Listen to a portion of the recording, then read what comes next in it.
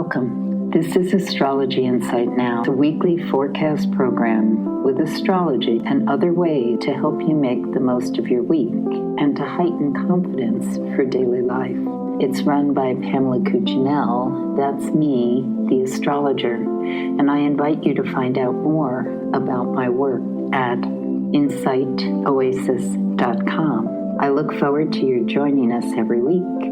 Please share with your friends, and here we go. Okay, this is a really super week, especially the first couple of days to really focus, take off, launch, outline, strategize, all the things you want to make happen and send off. That doesn't mean as the week proceeds that it isn't still a really dynamite week, but there are some things that we're going to look for. One of the things, those of you who've been listening regularly, is that we have these long void of course moon periods that are occurring now. And this is because the outer planets are at early degrees of sign, 30 degrees in a sign. So depending on the sign that the moon is in, it may not configured or working in a geometric picture with another planet before it leaves signs once it's past those first early degrees. And this can change based on where Mercury is, one of the faster moving planets, or Venus. But overall, we're going to see these longer void of course periods. Now, what exactly does that mean? When the moon is void of course, it is no longer going to make another geometric picture with another heavenly body before it changes sign. Traditional astrology, we see that as not really a period or a time when there's a lot of stickiness about following through with an idea, a passion, an impulse, because the moon, among other things, symbolizes how we feel about something. So it may be that you're at a really, what seems to be a really exciting networking event or meeting someone new for the first time, and you think that things are really going to take off. And it doesn't mean that that initial meeting doesn't have some electricity to it, but it just doesn't necessarily have the juice that's going to carry it longer. So what do we do in situations like that? For instance, you finally have gotten a response from someone you've been trying to meet, cold call, connect with, blind date, whatever it may be. And you realize this is like coming together during the void of course moon period. So is it even worth pursuing? Well, it could be. I mean, it may depend on your personal horoscopes if there's something that's making things connect or jazzing it up in a certain way. And also, it's about taking time to revisit that, to start it again, to kind of add more fuel into the engine. And when we time doing that, may be really benefited by not solidifying or concretizing anything during the initial void period.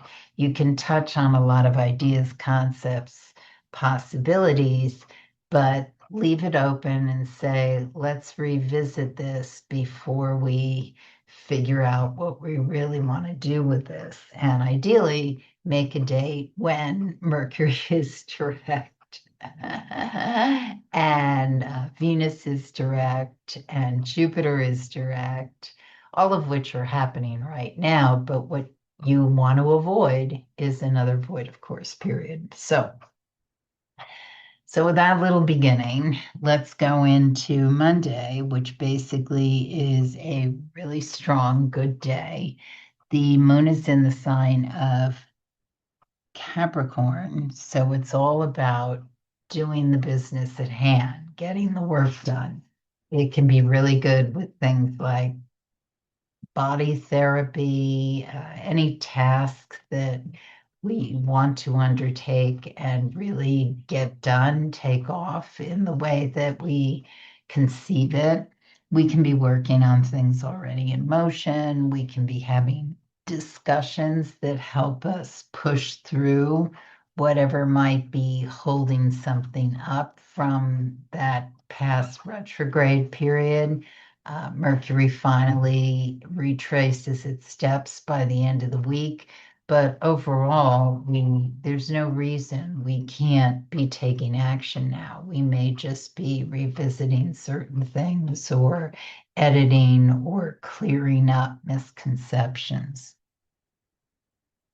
One thing that's highlighted and really emphasized this day, especially into the afternoon, is you want and need the support systems that are going to take this thing to where you want it to go.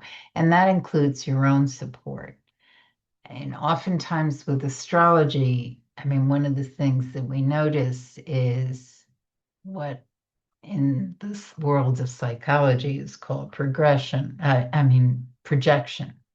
where we're kind of blaming or thinking another person is the stumbling block or the disagreeable piece in whatever it is we're trying to achieve.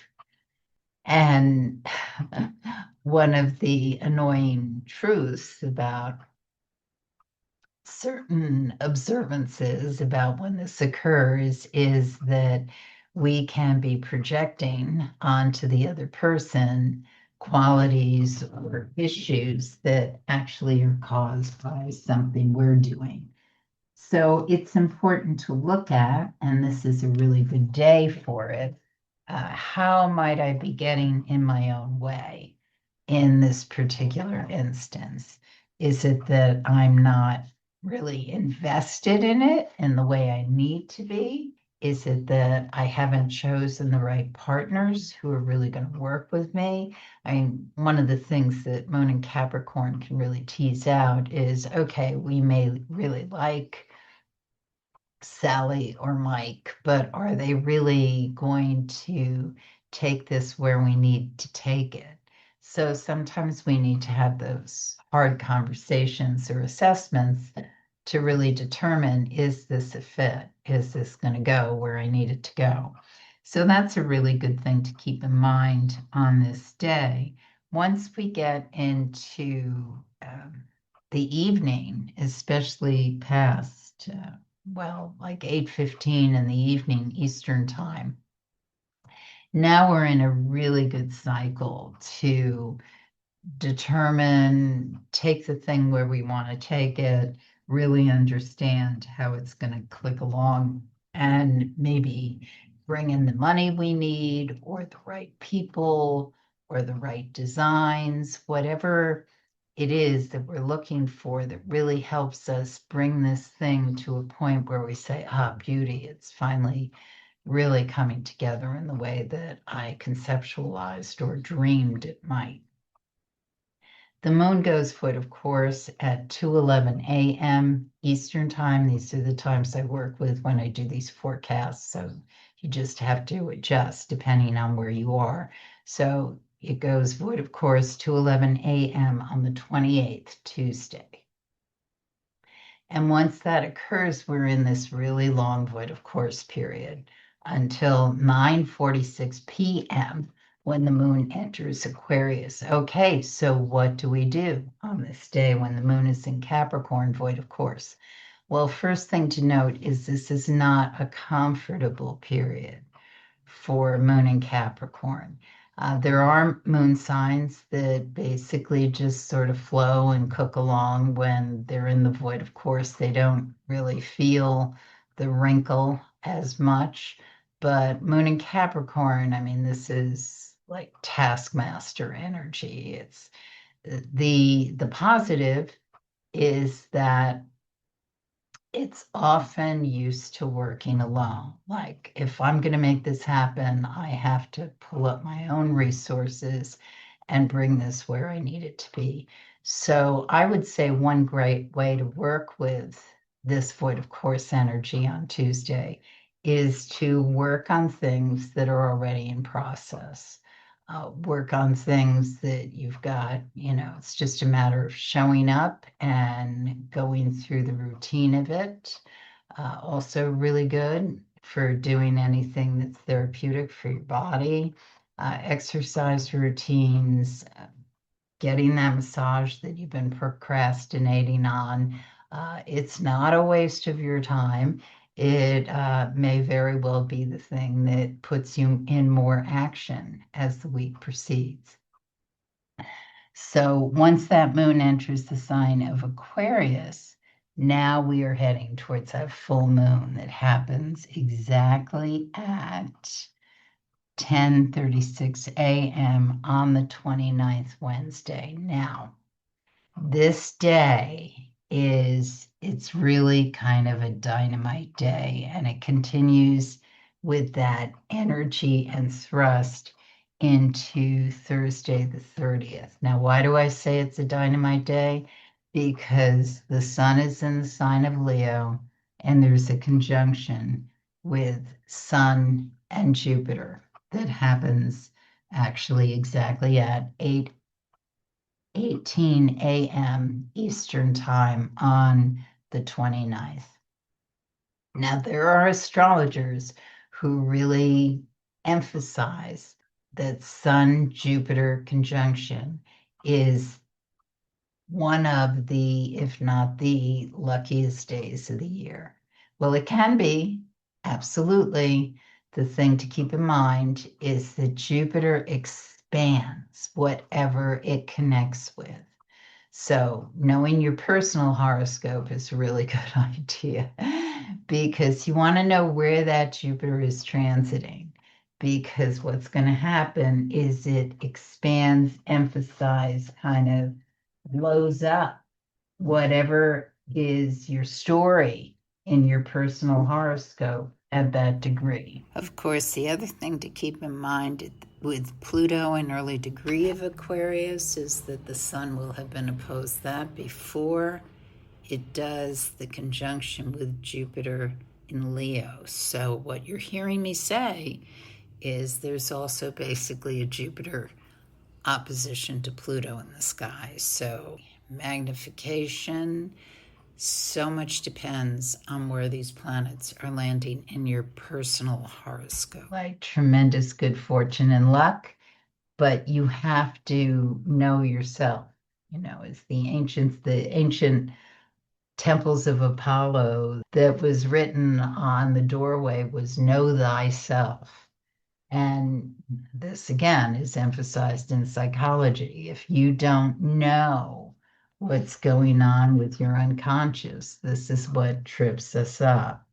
So, as we head towards the theoretical luckiest day of the year, it's really important to know just where that kind of comes together in your personal horoscope because you want to have eyes open and see what's coming towards you on that very strongly aspected and emphasized day, so that you can embrace, ideally, whatever is being offered to you. So I'm talking 6 degrees Leo. And so that could be Leo in your natal horoscope. It can also be something that is making a geometric picture with that degree in Aquarius, Taurus, or Scorpio. And just know that it is emphasizing kind of making bigger whatever is dynamically occurring in your personal horoscope. So overall, the message is if you know where Leo falls in your personal horoscope, that is the area of life that is getting this kind of strobe light on it, like super attention. And it can be something that you really just run with and take off, but it's really important to kind of know, okay, what is the theme, and how am I going to run with this or dance with it in a way that is super positive for what I want to make happen. Now, that being said, it's also going towards that full moon. And so, what happens with the full moon is that moon in Aquarius, even though where it occurs in Eastern time zone is going to be daylight, so you're not really going to see it, but you'll see it, of course, in the evening when the moon is all lit up, but it's not going to be exact. Doesn't really matter for what I'm talking about. What I'm talking about is coming into that morning energy or the night before with a sense of how do I integrate? How do I integrate self-expression, who I am, the individual energy that I project out and want myself to be? How do I utilize that in the best way possible by shining within my community? Now, you don't have to be an extrovert or someone who's like dancing on stage or saying, hey, look at me, but you do want to embrace what is it that is my intrinsic gift that I give to community, because Moon in Aquarius is about how we work within the collective. And so it's getting lit by that Leo sun. Good thing to note here, even though I was talking about where Leo falls in your horoscope, is that Jupiter is moving through it. Where does Aquarius fall in your horoscope? Well, it's going to be the opposite house to Leo, opposite area of life. So, for instance, if it's Jupiter is moving through your first house, which is here I am, this is my persona. I'm in the room, even if I'm a retiring shy person or a person who wants everyone to look at this nice outfit I'm striding into the room with. The opposite energy of Aquarius is where that moon is moving. So through your theoretically seventh house, if this is the picture for you. And so what is happening is, how do you engage the other? How do you consider the other? So that Jupiter is lighting you up, theoretically, if Jupiter goes through your first house. But that light is reaching out to engage the other. So your partner, your spouse, the person that you have a contract with, how do you engage in a way that really gets the follow through with what you're doing together collectively? Because Moon in Aquarius is about, among other things, it's about how do I, or what is it I bring that is a perspective to collective understanding. And it's being lit by the Leo sun, which is saying, look at me as an individual, even if I'm not always comfortable with my individual self-expression. We are invited in to shine. And this is so important in today's world, where the sharing of ideas, even when it's uncomfortable, is so important to break through the seeming polarity in separate camps that is being so emphasized at this point in time.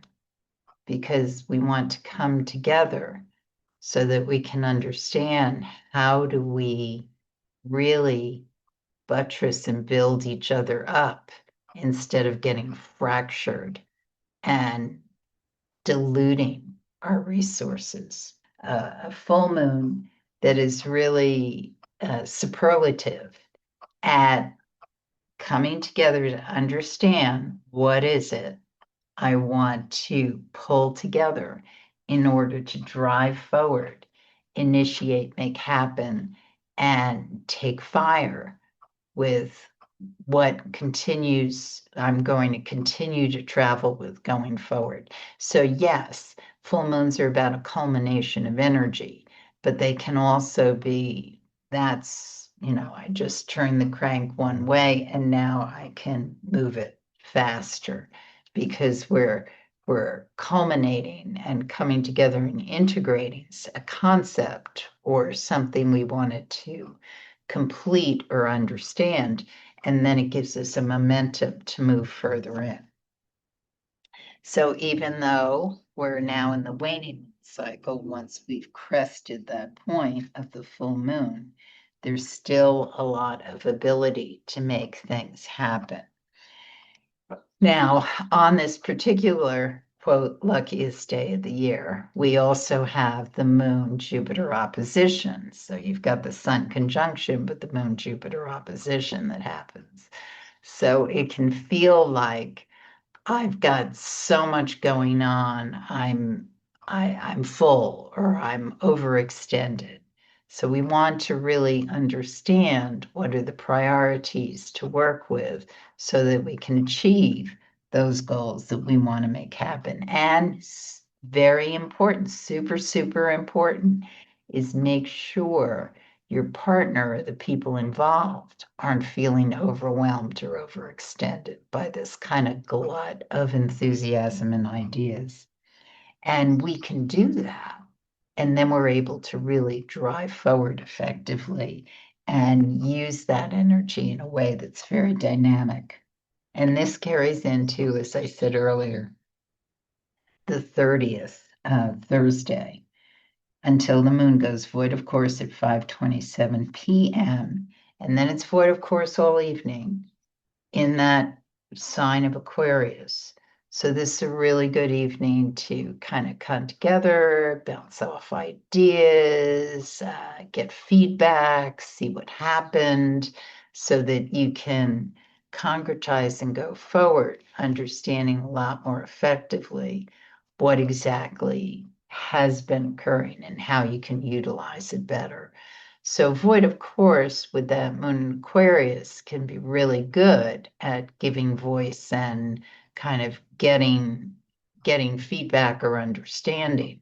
But then you don't like come together to talk about how to go forward until that void, of course, is passed, because otherwise you're going to get kind of lost in places that don't really have resolution. So that moon enters Pisces at 8:14 a.m. on Friday the 31st. And this is an interesting Friday. I think one of the things to note about it is that there can be a lot of things that we flow with and move with and continue to work with, but we don't want to kind of get lost in the weeds because that can happen too. One of the things that wonderful friend of mine and I were talking about last week were when people get involved with projects or ideas that they want to create, we can get very lost in the details. Well, so who does this and how do we make that happen? And I'm really attached to having this piece of it. And that's important to do once the concepts of the thing are actually understood and agreed upon. Because getting lost in the details before the concept or the vision is totally developed tends to get people like working on one little thing that never really gets off the ground because it's not connected to the whole. So we really want to be connected to the whole on Friday into Saturday. And what's interesting about Friday is that if you find yourself kind of getting fractured and not connected to the whole, or feeling like, why am I, I'm going down this dead end and it's just not really what I want to make happen or have come together, then we get this eruption that can occur late afternoon, early evening on Friday the 31st with a picture of Moon and Uranus. So it's very, very important to just pay attention to where you are in space on this day. If you're feeling frustrated, or you're feeling like no one's hearing you, or you're kind of in your head and not aware of where your body is in space, accidents can happen. I mean, we can lose perspective of where we are in space and time. The positive of this is it can cause some sort of disruption or detour or tangent that then takes us to a place that pulls us away from maybe what was a hamster wheel or this kind of pool eddy that just wasn't going anywhere. And we needed to shoot out of it to get out of the loop that was endlessly endless. Saturday the 1st is much more dynamic energy, as is the evening, because it's that kind of loop thing that I was talking about that we may be able to get greater perspective of. But really pay attention to, am I getting like lost in the details of this and I'm not looking at the whole thing? One example I will give is, some of you know me from old days when I actually had a store, and I was doing this whole renovation on the store, and total new look of it, and how I was going to approach certain things. And I remember sitting on the floor at one point and putting books in shelves, and I had other things that I was selling, of course, but one neighbor guy came in and he looked around and he said, I don't see how it's possible that you're going to open tomorrow. And it was kind of great in a really annoying way, because on one hand, I wanted to punch him, full disclosure. But on the other hand, back to projection, I thought, yeah, how am I going to do that? So as soon as he left, I stood up, looked around, and thought, okay, so books don't have to be alphabetized. How am I going to get this so that it looks like a store? And that's what I did. So that's what I'm talking about the concept. It's, yes, you want to get everything the way you'd like it in a level of perfection. But the thing about Friday and Saturday is there will be time, but you need to think about the big picture first.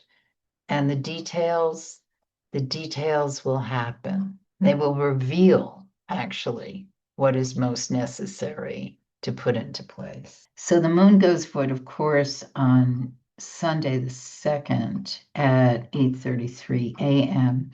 Again, very long void, of course, until it enters Aries at 4:37 p.m. Now, the thing I love about this Sunday, it's Sunday, which a lot of systems, religions consider a day of rest. This would be a lovely day of rest. The moon is in Pisces. It wants to drift. You want to imagine. You want to fantasize, create, float, be in nature, be in beauty, listen to music. If you can't do these things, allow yourself space when possible. Stare out the window, allow certain pauses, say things, let me think about this, instead of giving immediate answers. Give yourself space. Once the moon enters Aries, well, we are on a much different dynamic. Now we are moving. Whatever you needed the space to think about, maybe you know what it is you're doing, moving forward. Very, very strong energy about let's wrap this up, let's make this happen, let's get it off the ground. So late afternoon, evening can be a very, very move into activity action day. It's very important to communicate well, make sure your troops or minions know what it is that you need to make happen, or if you're one of the troops or minions, make sure you understand the assignment, because when we do, things can really take off, take fire, and bring us into the opening week with a lot of passion and purpose. You have been listening to Astrology Insight Now. Please share with your friends, and if you'd like to make a donation, you can do so at astrologyinsightnow.com. Have a stellar week, and we hope to see you next time.